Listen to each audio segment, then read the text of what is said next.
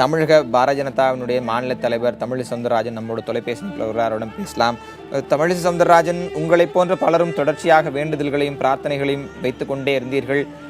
அவையெல்லாம் தாண்டி தற்போது ஒரு துக்ககரமான செய்தி வந்திருக்கிறது. உங்களுடைய உணர்வுகள் என்ன?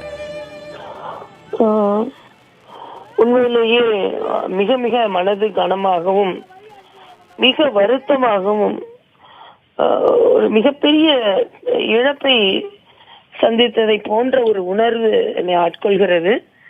குறிப்பாக அவர்கள் ஒரு பெண் அரசியல்வாதியாக இருந்து உயர்ந்து முதல்வராக பரிமளித்து துணிச்சல் மிகுந்த ஒரு தலைவராக முன்னிறுத்தி பல நல்ல திட்டங்களை அடித்தட்டு மக்களின் ஒரு உண்மையிலேயே அவர்களின் அன்பை பெற்று அப்படிப்பட்ட ஒரு தலைவர், ஒரு யுகம் நாம் பார்த்து பார்த்து பார்த்து தினம் தினம் பார்த்து கொண்டிருந்த ஒரு தலைவர், ஒரு துணிச்சல் மிகு தலைவர் இன்று தமிழகத்தில் இல்லை என்ற உடனேயே மனதிற்கு ஒரு மிகப்பெரிய வெறுமை நிலவுகிறது. உண்மையிலேயே இன்னும் இந்த காலத்தில் 68 வயது என்பதெல்லாம் ஒன்றும் பெரிய வயது அல்ல. அவர் இன்னும் அதிக நாட்கள் இருந்திருக்க வேண்டும். ஏதோ அவரின் உடல்நிலை சரியில்லாத நிலை மட்டுமல்ல, நோய் அவரை கொண்டு போய்விட்டது.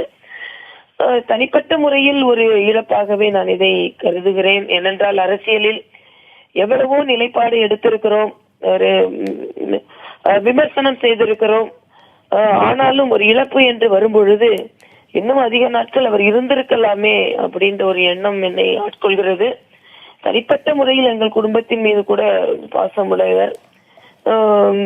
இந்த இழப்பு என்பது வருங்காலத்தில் அரசியலில் தமிழகத்தில் ஒரு ஆரோக்கியமான அரசியல் முன்னெடுத்து செல்லப்பட வேண்டும் என்ற ஒரு மனநிலையோடு எல்லோரும் அரசியலில் ஒரு துணிச்சலோடு இருக்க வேண்டும் என்று பல பெண்களுக்கு ஒரு முன்னுதாரணமாக திகழ்ந்த தலைவர் என்று மறைந்திருக்கிறார்.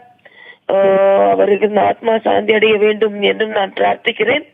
எனது முதல் வேண்டுகோள் அவர்களின் தொண்டர்கள் இந்த இயற்கையின் நியதியை அவர்கள் ஏற்றுக்கொள்ள வேண்டும். அவர்கள் உணர்ச்சி வசப்படாமல் தங்கள் தலைவருக்கு அவர்கள் அஞ்சலி செலுத்த வேண்டும். தமிழக அரசியலில் நிச்சயமே ஒரு வெறுமை ஏற்பட்டிருக்கிறது. பெருமை மிகு தலைவரை இழந்து வெறுமை ஏற்பட்டிருக்கிறது என்று தான் சொல்ல வேண்டும். ஒரு துணிச்சல் மிக்க தலைவரை நாம் இழந்திருக்கிறோம்.